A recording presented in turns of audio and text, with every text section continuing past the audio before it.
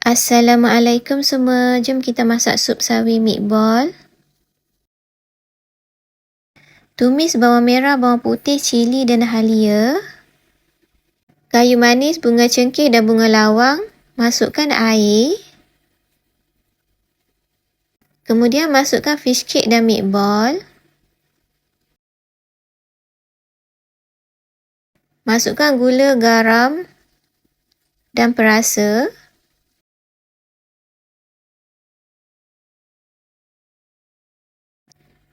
Masukkan 2 biji telur.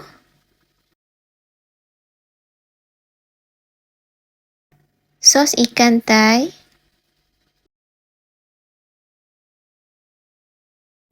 Masukkan sawi. Biarkan mendidih. Siap.